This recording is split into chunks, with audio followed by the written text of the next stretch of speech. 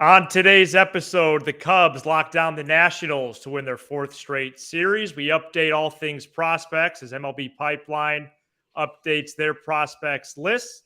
And we check into some media news regarding Cubs TV and radio. Locked On Cubs is right now. Locked On Cubs, your daily Chicago Cubs podcast. Part of the Locked On Podcast Network, your team every day.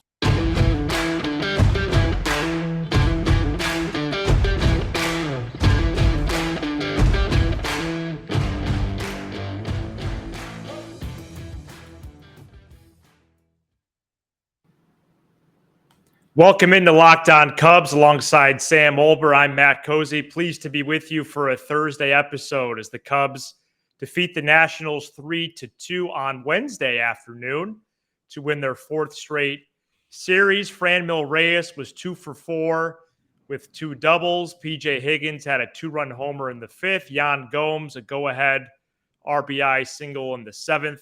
And Murderers Row, baby. Murderers Row. We'll get to some other notes from the game as we have a discussion. Sam, you look good, and it's Murderers nice recording early for a change.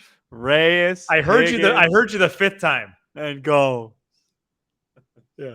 Well, Higgins and Gomes, two catchers. Nice win today. I caught every pitch. Did you really? I watched every pitch of this baseball game. Oh, that's great. It's not a surprise at all. It was a classic getaway day game today. Both teams just not really putting together at bats offensively. But the Cubs just got one more big hit, was able to shut the door and find a way to win the game. No complaints really about today's performance. Franmil Reyes has been, since he's put on the Cubby blue, reminds me of Dave Winfield. Somebody brought up David Ortiz exiting the Twins. Okay, comparison. Right. Let's. Whoever brought that up, great idea. But let's see like a full year of this before we jump on the Frank Schwindel bandwagon. So the 7 games, is it? It's not enough sample size. It's not enough sample size, but it's enough sample size to tell me I'm really glad they made the move because I'm intrigued. And anything that's going to intrigue me in mid-August of this season has my vote. Yeah, we're going to need that for sure. Reyes is hitting .367, 2 homers, 3 doubles, and 1 triple in his 7 games with the Cubs. So that's nice to see. Drew Miley. Surprised they haven't done that more. Drew Smiley. Funny how the Cubs signed 2 pitchers with similar names. Drew Smiley pitched into the 6th, finished with 5 1/3 innings. It was Ullman, Wick, and who else for the Cubs today? Brault pitched. Stephen Brault off the IL. That's right. So they combined to shut out the Nats the rest of the way. So yeah, it was definitely. Higgins, there was no cheap shot with that home run. And by the way, he made a great play the other night around the bag at first base, I meant to mention, off the tag up and the double off when Suzuki threw it back to first base. Yeah. It's nice to see him getting opportunities in other spots whether that's first or DH. And Yan Gomes on a little bit of a tear in the second half. Can you imagine putting Yan Gomes in the thumbnail? Is there anything you're seeing, Matthew? Just there's so many questions about this team many questions. Is the catching core next year going to be Yan Gomes and PJ Higgins if Contreras isn't back with a little sprinkle of Amaya if he's ready to go? 100%. Okay. You signed Gomes to the 2-year deal for a reason. You're kind of again peaking to 23. Higgins has been up pretty much the entire season. Man, he's something. I mean, his OPS is now over 860. Wow. I know he plays in limited time, seems to put together good ABs. He's a natural-born infielder. I'm not super familiar with his catching prowess because he doesn't catch much. But if I had to chalk up the roster right now, not in terms of what I would want, although Gomes and Higgins might be just realistic options, but I really do believe that's probably the catchers on opening day in April. And I like the sprinkle in Amaya comment because, I think he's coming. He's in Double-A. He starts April in Des Moines in Triple-A, and he might join that party of two with the Cubs next year. So yeah, is Gomes and Higgins from an offensive perspective, or do they offer a big profile? Not necessarily, but who knows? I think that you look at a team like the Astros prior to the Christian Vasquez trade and how they valued catching more from a catching perspective. So if Gomes and Higgins are the dudes, you bat them ninth, and they're your backstops. Right. Yeah, I think I agree with that.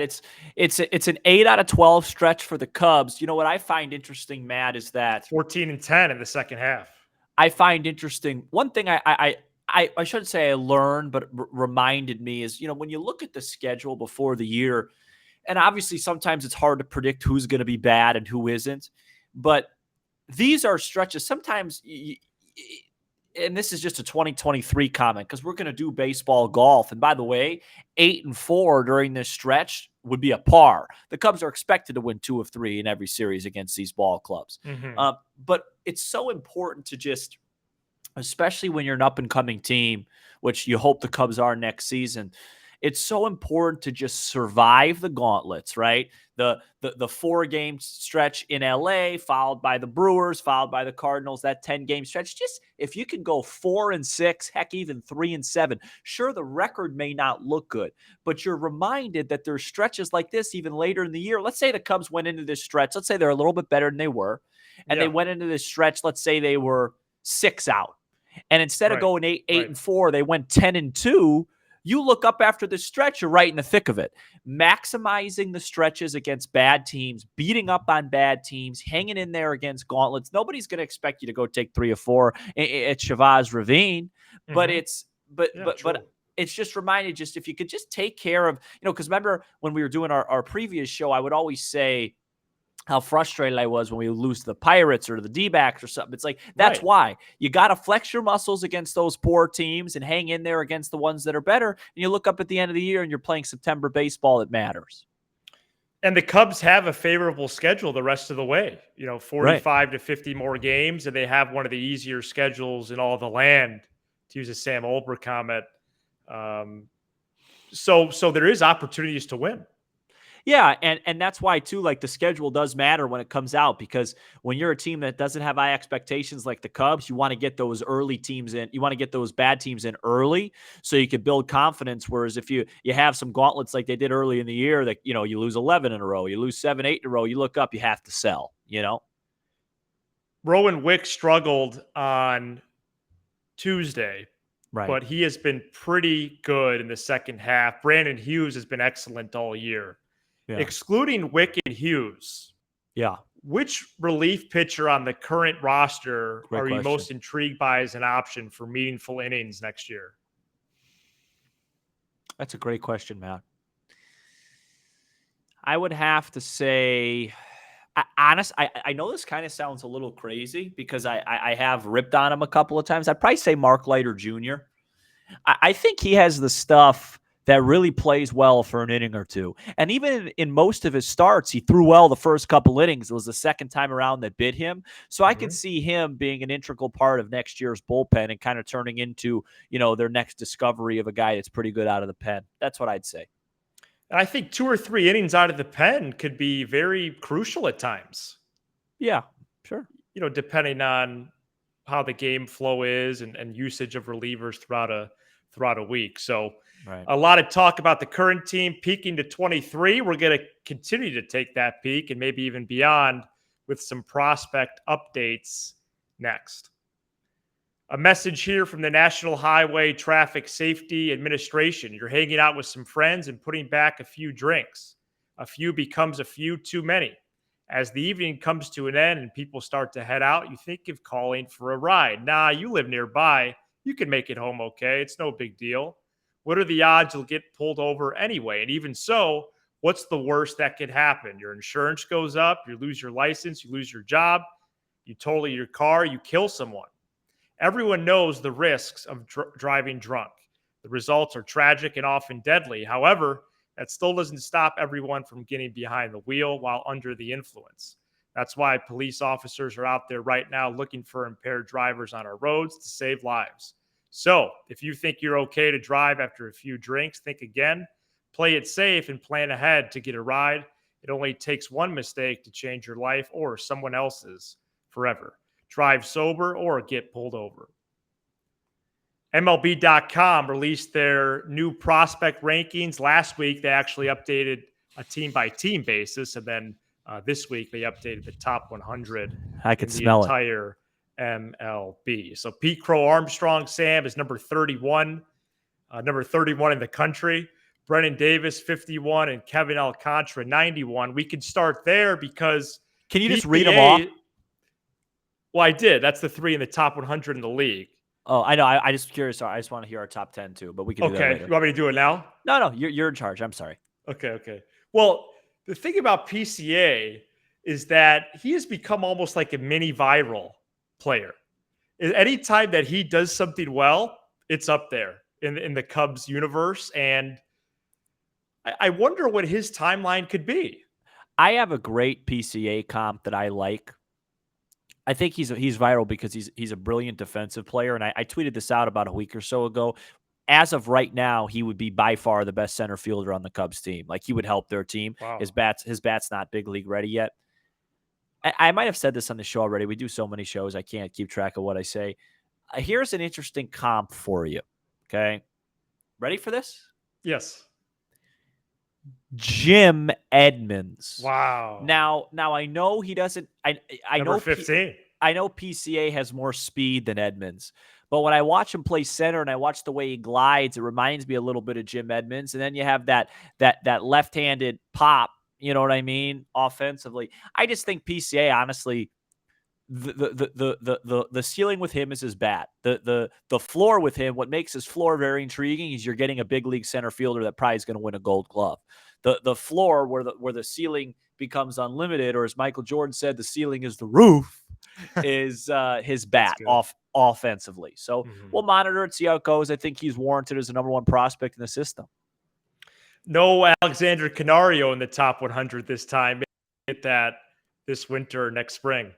Well, I'm curious. I haven't seen the list, so I'm curious to see where he fell. Yeah, so let's get to the 10 for the Cubs then. So this is just the Cubs org. Yeah. PCA, Davis, Alcantara. Yeah.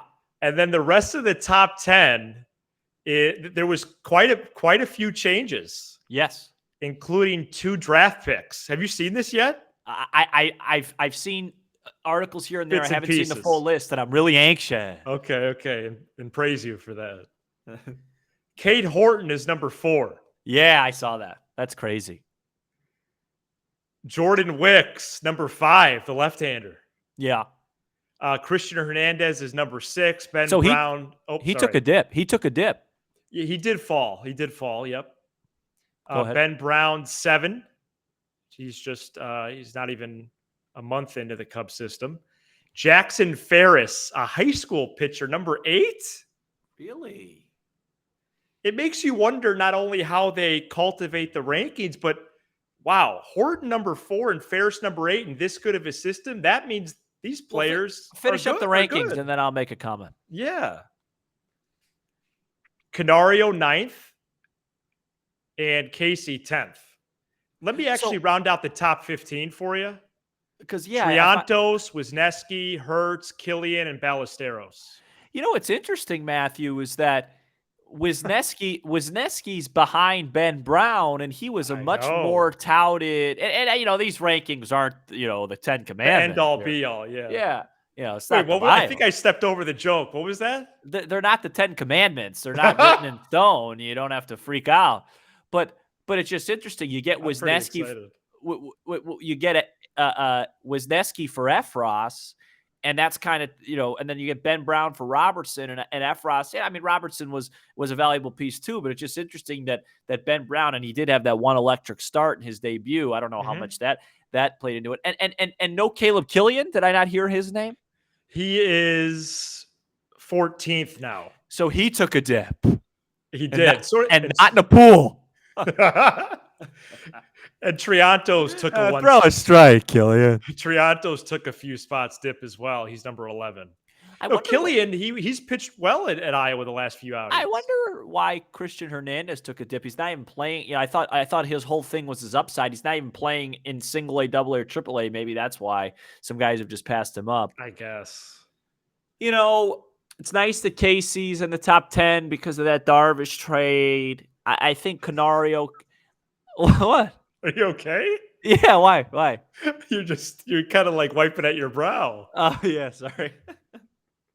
I think Canario's in the top 6 or 7 the next time one of these things comes out. Man, am I high on him. Yeah, well, he's got 29 home runs. Have I mentioned that on the show? Yes. Okay. 2 other notables in the top 30 because this isn't a Matt Cozy reads the prospects list. Is it Cozy or Kazi? Yeah, it's Cozy. Okay. That's going to be a long O, like we're comfortable. And so Miguel Amaya is number 16 and Matt Mervis is number 21. He makes an appearance for the first time. Yeah, I think with Mervis, it's just the age. Right. And Killian's actually the oldest player on the list, Sam, at the ripe age of 25, by the way. Interesting, right? Everyone's younger than that. How old's Mervis? 24? Yeah. Yeah. Well, we'll keep tabs on these prospects the rest of the way, and they have a little bit of a shorter season than the big leaguers, but they still go for a while as well. And obviously, it'll be interesting to see who the 2 players the Cubs call up on September 1. Up next, we are going to open up our composition notebooks, and we're going to go to the media chapter as there's been some nuggets of news the last couple days, including a recent MLB manager joining Marquee. First, most of us have overworked livers, but now it's easy to rejuvenate your liver health and reignite your metabolism thanks to Liver Health Formula by Pure Health Research. As a listener to our show, you can try Liver Health Formula risk-free today and get a free bottle of Curb Fit with your order. Curb Fit is a safe and all-natural appetite suppressant, making it easy to say no to naughty foods. This makes it the perfect complement to Liver Health Formula. Go to getliverhelp.com/MLB to learn more. Again, that's getliverhelp.com/MLB to try Liver Health Formula completely risk-free and claim your free bottle of Curb Fit with your order. Getliverhelp.com/MLB now to get started. All right. A lot of media notes I have, probably more than a lot of media news, Matthew. Yes, and I eat this stuff up. Oh, you eat it up. I want to first mention that there's a base hit. Wisdom's gonna line one down the line, and the Cubs are just 2 back of the wild card. Sometimes I have these dreams, Do we have chemistry on this show? I can't tell sometimes. I had chemistry at Stevenson a junior year with Miss Wang, and I got kicked out of class often. Right, because you were a chatterbox. That's correct. Okay. I'm glad you could use it now. So, Pat Foley, the now former Blackhawks broadcaster, is going to do both radio and TV this Tuesday, August 23rd from Wrigley Field. He's going to do 3 innings on 670 The Score, 3 innings on Marquee, and 3 innings to close out again on The Score. This is notable because Pat Foley has wanted to do this his whole career, broadcast from Wrigley. And as much as you want it to be the same lineup, it is nice to have occasional variety. It's cool that Pat Foley is doing a game. It's cool that there are multiple contributors at Marquee, but I just want them to be solid at television because it really is comical sometimes with broadcast bingo. I mean, we're going to make a card next year. This is an exception. This is I don't watch Right. much hockey at all, but I would assume a Hall of Fame broadcaster in the Yes. NHL. Yeah. And hockey's got to be the hardest sport to do play-by-play I for. think by far. It just has to be. So to watch him do baseball will actually be intriguing. That'll actually draw me more to the game. So, like I said, I've probably watched maybe 3 Blackhawks games in my lifetime. I'm not a hockey guy. Mhm. But man, I've heard him and man, he really makes it sound exciting. So excited to watch him call a Suzuki ground out to the left side. And just to follow up on all the contributors, I've personally enjoyed Rick Sutcliffe because he illustrates his genuine joy for baseball, and he's just nonstop with talking about the game. Yeah, I think Sutcliffe is too much the other way. So when we talk about the problems with Boog and JD, Sutcliffe's too much the other way. But to your point, I'd rather have that than the former. I'd rather have you overcook it sometimes. Yeah, and you have experience with that as I'm your partner. I overcook a lot of things. I'm not just talking about red meat. But jeez. Let's create a bingo card for the show. But yes, I mean, I think Sutcliffe's role is perfect. 3-4 series a year. I'm starting like sometimes today he just makes such big conclusions off the littlest thing. Like Stephen Brault was back and he went on like a 2-minute thing about how great it is to have Stephen Brault back. It's like, relax, okay? It's not Billy Wagner here. Right. But I agree with I agree with what you're saying. Willie Harris had finally had a good send the other day, and Boog said he might be a future manager. Kid, you know what? I'm so glad that you caught Rick that. Sutcliffe said, "Really?" I couldn't believe. You know what? Shame on me for not bringing that up on this show. The fact that he said Willie Harris, who's goofing off at third every 2 seconds, he might be a future manager. Why? Because guys like him. Then you should be a future manager. People like you. People don't like me. That eliminates me. But future manager for who? The Cade County Cougars. Yeah, the independent league team where Zambrano pitched.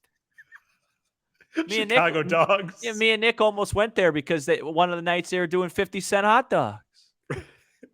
Live in Rosemont, yeah. Yeah, right. Lockdown Dogs. Girardi. Joe Girardi signed today with Marquee. Excuse me. Let me start over. Joe Girardi signed with Marquee today, and he will be with Boog and JD for the upcoming home series against the Brewers beginning this Friday. Girardi, a 3-time MLB manager, Phillies, Yankees, Marlins, was fired in June by the Phillies. And Girardi, a Peoria native, Northwestern product, former Cubs catcher. This is a good addition to Marquee, no? Joe Girardi was also a guest at a baseball camp I was in when I was like 7 or 8 years old, and I met him. Nobody cares. Really nice guy. Won a world championship as a manager. Had a lot of success. Excited to hear what he has to say. And of course, for those of us that haven't, waved the pom-poms this year for David Ross, it is a little bit interesting to have a managerial candidate in the booth. Now, I'm not at all insinuating that Joe Girardi will be the next manager of the Cubs, but I'm curious to hear what he has to say, curious to hear the perspective. I like Joe Girardi, always have. Good hire. Looking forward to it. And you're looking forward to what he has to say, because when certain decisions are made or certain things happen, maybe we get some insight into what he thinks about this club. And not one time this year has Boog or JD, I think Sutcliffe probably has, but Boog or JD has been like, a little curious decision here. There's never any questioning of Rossi, Grandpa Rossi. The only questions of David Ross come on this show. And it would be nice to have a guy say, yeah, you know what? If I were in the dugout, I would have done it differently. And don't do it after the fact. Do it like I do when I text you. Do it before the play happens. Anybody can question a decision after the result when it doesn't go well. Sam Stradamus over there. No, I've had some times where I say he makes the wrong move and it works out right. I still think it's the wrong move. Sure. Baseball is a game about percentages. Mm-hmm. You can make the wrong move 100 times and 45 times it works out, but give me the 55. I would love to see a listener make a Marquee bingo card. I think that would be really cool. Oh, and then we could all print it out at home or download it on our smartphone and start checking off some boxes. I mean, just off the top of our heads, real quick, just real quick. Oh gosh, I'm gonna have to wipe Boog, my brow now. Boog JD, Right, Boog Demp, Boog JD Demp, right. Boog JD Glanville, Boog Demp Glanville, Beth Has Mullins. Beth sorry. Mullins, JD. I mean, I mean, Uh, off the. I mean, I feel like I'm in math class Pat working on Hughes, combinations. Sutcliffe. Pat Hughes, Sutcliffe, Pat Hughes, Dempster. Pat Hughes, Pat Hughes, JD, JD. Right. Beth Mullins, Glanville. Has that been one yet? Boog and Coomer. Boog and a lot of Coomer, a lot of Sut. Right, right. I mean, it's and then you got McGregor, Maneker, Okay. I think. All right. Yes. We get the roster. It's a large roster. It's a 26 person roster at Marquee. It's an additional baseball roster. How do they fit these guys on the charter? They don't have enough room in the building. There's a lot of people to fit on the charter. Be sure to subscribe to Locked On Cubs on YouTube and smash the like button on all your favorite Locked On Cubs content, Apple, Spotify, wherever you get your pods. And remember, you can drop us a text, 312-834-4634. Tomorrow, Sam, is another afternoon tilt, 2:05 against the Orioles, a one-gamer. Is it actually in the afternoon? Yeah, another afternoon game. That's going to be 2:05 Central.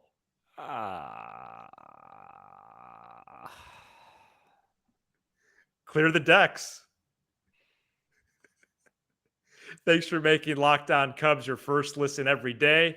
Now make your second listen to Locked On MLB Podcast. Paul Francis Sullivan brings humor, passion, unique perspective on every team and the biggest stories around the league. Another fun show. He's Sam Olber. I'm Matt Cozy. This is Locked On Cubs.